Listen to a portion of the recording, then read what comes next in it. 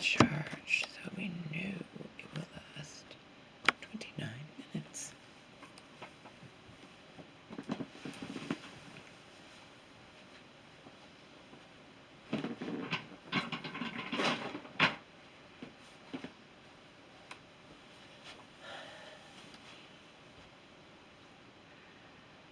So I don't tell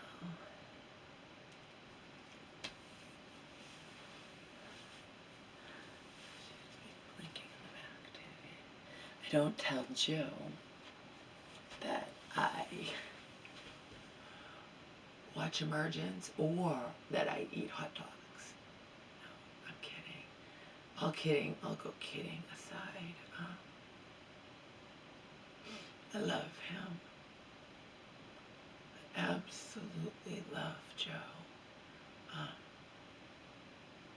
Not in love with him, okay, obviously, but I love him. Joe and I are in it till the end. And what I mean by that is till one of us dies. We're in it to the end. I love him. I mean, we always talk about the deep shit. And as I've already repeatedly pointed out, it's usually him talking and me listening and me learning, okay?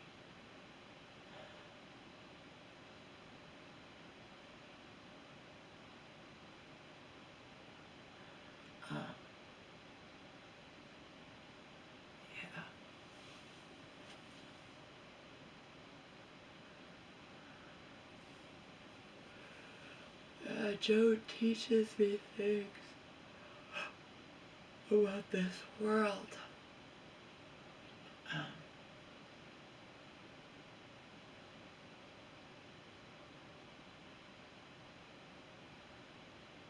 Things that sometimes I'll be like, are you kidding me, Joe? I'm not talking good things either, okay? Now, I already mentioned in the other video what Joe's talking about, and I know that he's right. There's no rationale anymore. There's no truth. Truth has left. Truth has left the building. I mean, truth is, it's all about power. For example, now, I understand, okay? I definitely understand the people that get upset with the people who, don't want to vaccinate their children, okay? I understand that. But what I don't understand is like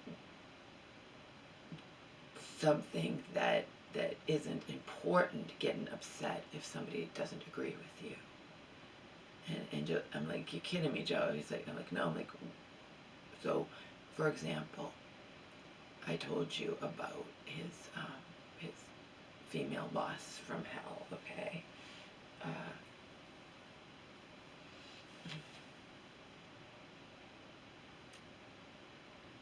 Joe takes silver, okay? And he has me taking silver too. So I guess he mentioned, for whatever reason, that Joe is a real proponent of silver for immunity, okay?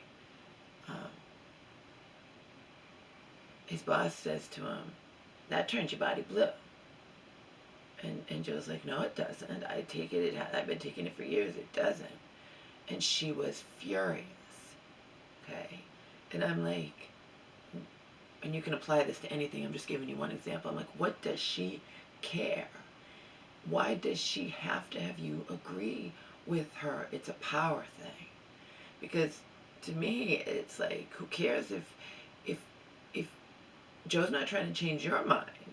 Like, if you gonna, but no, that's the thing. Why is she so invested in him believing her that it turns your body blue when he knows that it doesn't, because he knows firsthand because he takes it? See? Who the fuck cares? He's not trying to convince you. You can go on your merry way and live the rest of your life believing silver turns your body blue if you take it. You get what I'm saying? Where I'm going here. And I'm like, Joe, like, that's ridiculous. Bingo. Okay, it's ridiculous because it doesn't matter. Okay? I'm talking about things that don't matter, and people will be upset because that's a power thing. They want power over you. They don't want you to disagree with them about anything. I'm not saying all people. I'm saying certain people. Okay? I'm like, wow. Because again, I can understand the bigger things. You know, when you want people to agree with you on the bigger things. But who the fuck cares? You know, but no, there are people that want you to believe what they believe about everything. And they're pissed off if you don't.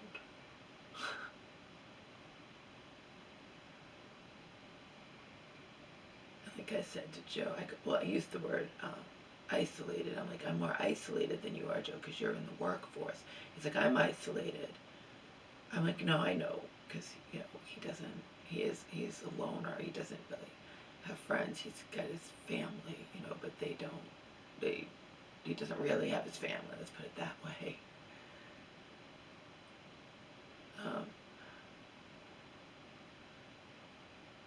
But I should use, I'm more sheltered from not being in the workforce, okay? And the things that Joe has told me are just blow my fucking mind. And the way he's been treated at these last 2 jobs, you know, I mean, I would have never imagined my Joe ever. The words even coming out of his mouth, PTSD and disability, but Joe doesn't hide from something like that. He's like, you know what, for all I know, I might not be able to work anymore. I might have to, you know, go on disability. I'm like, are you kidding me?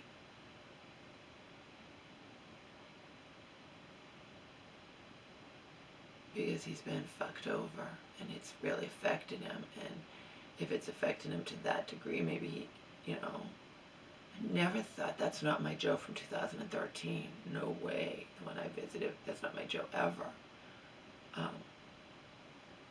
I'm not saying he's giving up. I'm saying he's not ruling out that that could happen to him. Because he believes he might be self-sabotaging his interviews because of what's happened to him has really affected him.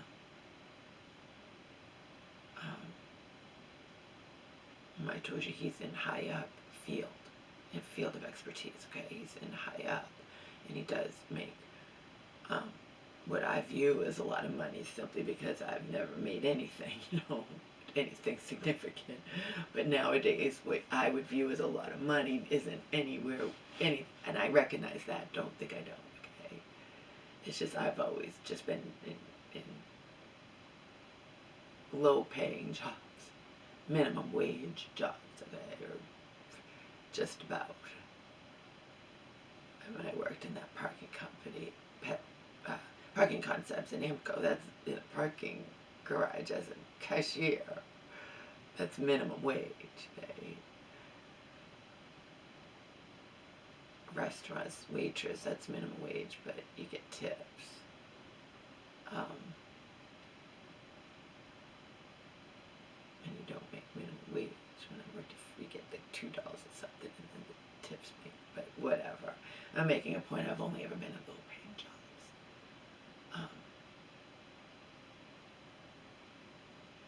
And that's not the case with Joe.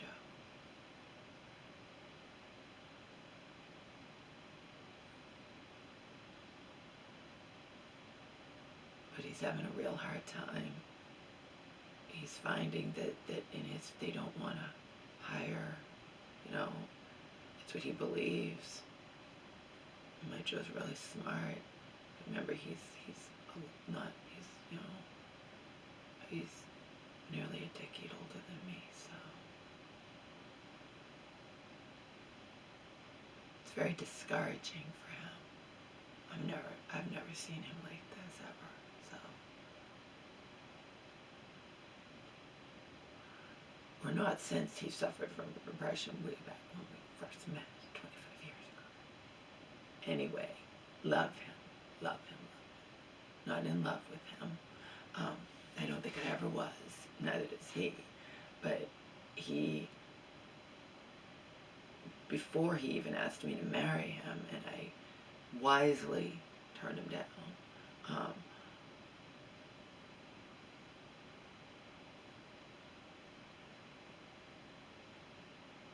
Oh no, that was after.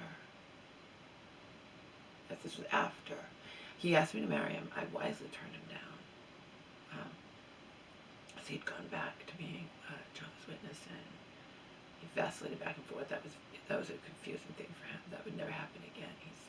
He's evolved, okay, way past any friggin' organized religion, okay. But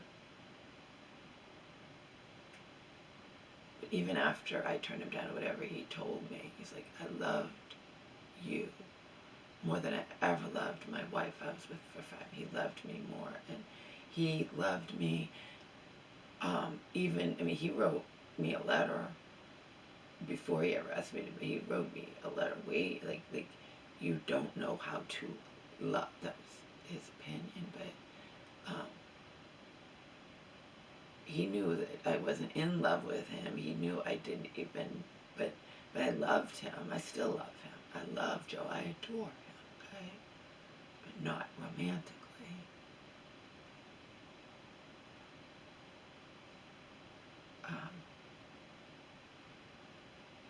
And when I stayed with him in 2013, the guitar is sitting there. I slept with lights on, all periodically. It's not exactly real sleep, but it is real sleep. I dream and everything is just not quality sleep. But that's what kept happening. I talked to Joe yesterday for just under 3 hours. And it was delightful, but I was lying in this bed with Omar, and at the very end I didn't know until I woke up, fell asleep talking to him. Because I woke up like, what happened, where's Joe? Oh, I fell asleep, I'm sorry. And I texted him sorry, but it was at the end of 3 hours. Come on. It's a long phone call, a very intense phone call. We get into the deep fucking shit, okay?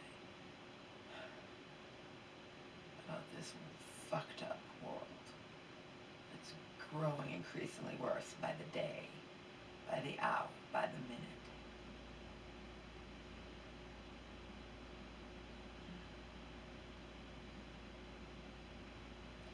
Anyhow,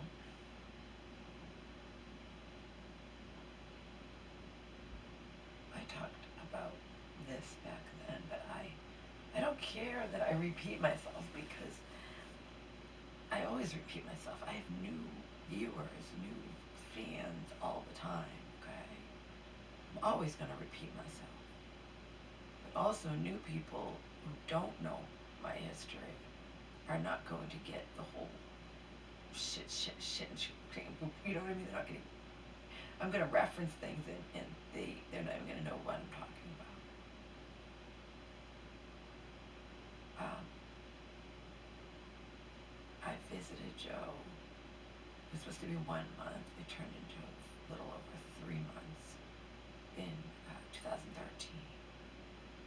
And it was August to, it was 3 months beginning in August or something, because it went into the winter, and that's going to matter in a moment, okay? It's going to matter, but it wouldn't have mattered anyway. It all goes down to, Joe is very particular, okay? He is very particular. It's his home. He owns it. He worked hard for it. He works hard to maintain it, okay?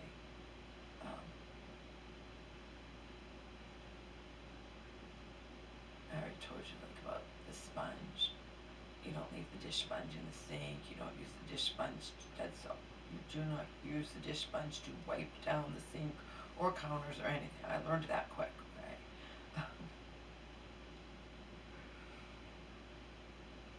So here we go. There's 3 bathrooms in his home. Computer's in the basement, okay? I was being quiet and good on the computer, doing my thing for hours, while Joe was upstairs, doing his thing, enjoying. I'm not bugging him. He's watching his football games. I'm not bugging him, and everything's hunky-dory, okay? Again, whenever I tell you anything, I'm shedding insight on me, right? Important insight on me.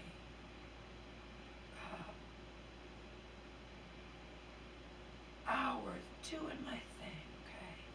Now, I'm so appreciative that he's let me stay in his home, okay? This is my friend that I have had forever.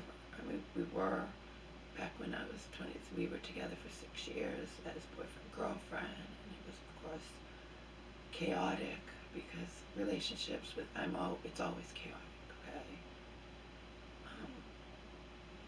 I was whatever I am. Joe had depression. He's a brooding musician, mega, really talented. And I don't just say that because I loved and love him. He is. Okay. He was when he was young, was in a band that almost got signed. Only didn't get signed. Didn't go play whatever because Joe wasn't the lead singer, and the lead singer doesn't matter. The fact is,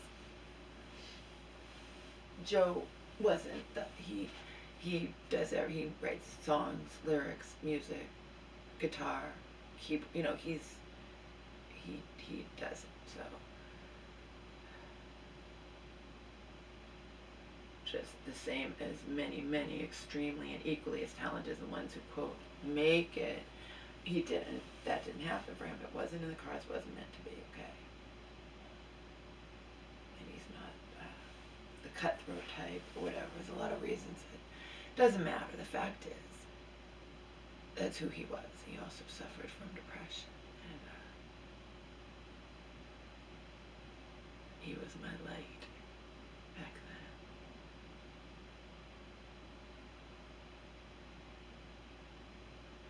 He was the real deal. He was a beautiful soul, beautiful man, and he loved me. And like Donald after him, but Donald was a monster. Joe saved me from my self-destructive, obscenely self-destructive behavior.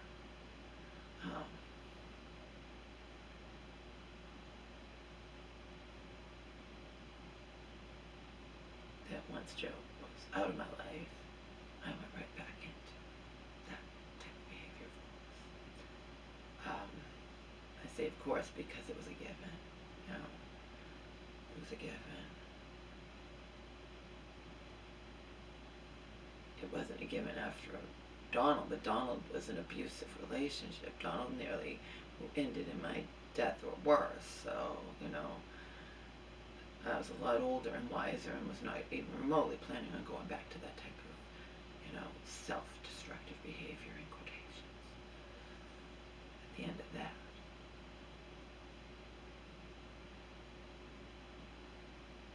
But pre-Joe and for the time after Joe. Anyhow, let's see what time it is. We know this goes 29 minutes. I hate when it cuts off on me. It pisses me off. Okay, we have 10 minutes left. I can do this story in 10 minutes. So, I'm doing my thing on the computer. I'm happy. I'm not bothering Joe. I'm being a good little, being good. Right? Joe comes down the stairs, and he's like, "It stinks in here."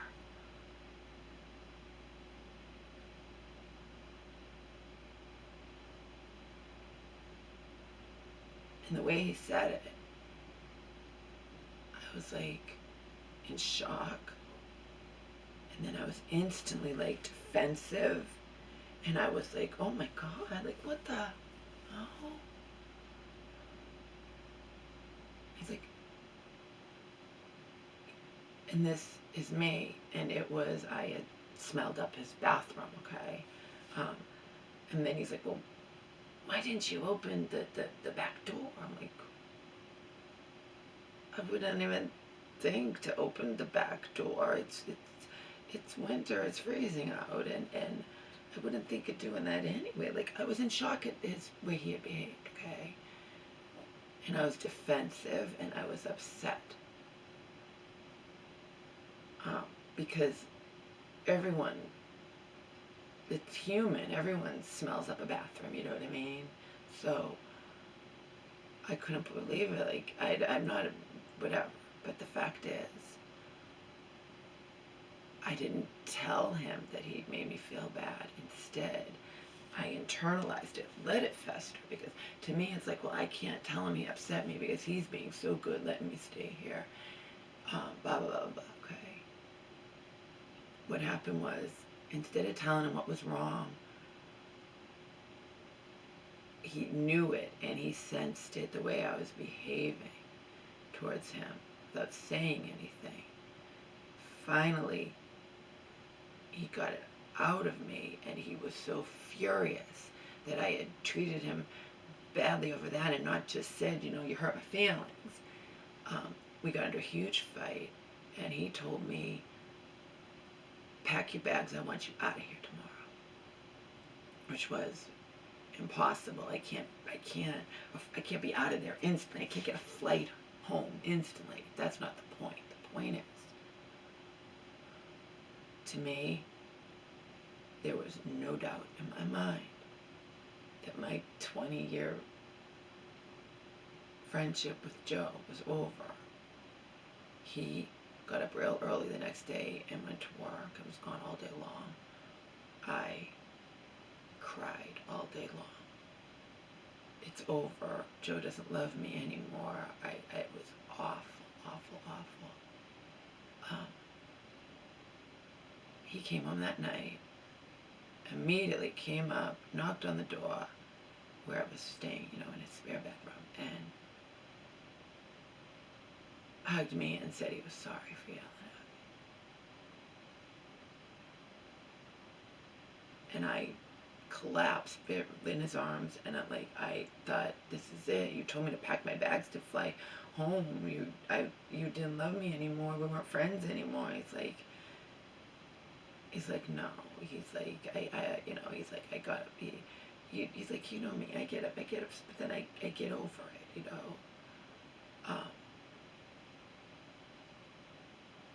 And that was a turning point in our friendship, because now I trusted, now I really believed. But I don't, the key, here's your lesson here. I never trust that anybody will genuinely care about me. And for me to feel that way about my Joe 20 years in, but I did. I spent all day crying. This is it. Joe does not love me anymore. Joe doesn't care. He told me to pack my bags and fly home, but he didn't mean it. He said it in a fit of rage because I had,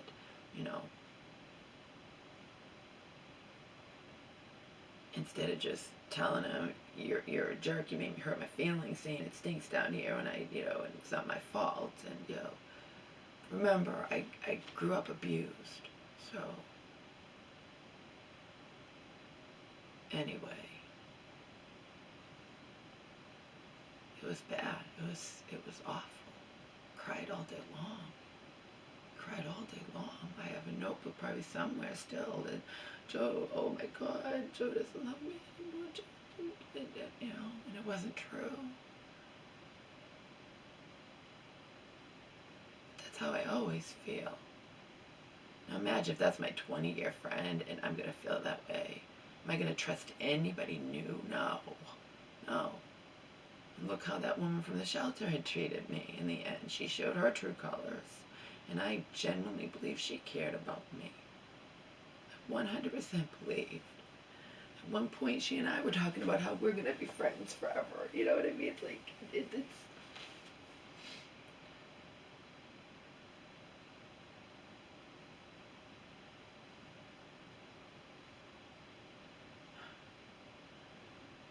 And then flash forward to how God sent woman, and especially her, who then 2 years after that I find out she had rejected me and not even told me, because George and women said, well, I've done this, you need, I mean, it's just bullshit, okay? Point being, Joe's the real fucking deal. My Joe is the real fucking deal, okay? And he does love me. In all my fucked upness, okay? In all my I don't work and I don't drive and I'm a loser in this hell, he loves me. So, you know, somebody wrote in a comment that I posted because it doesn't affect me anymore. Okay? I don't fucking care.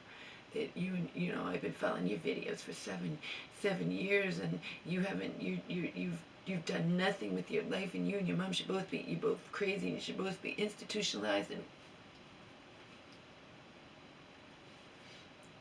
you're a stranger, you don't mean anything to me.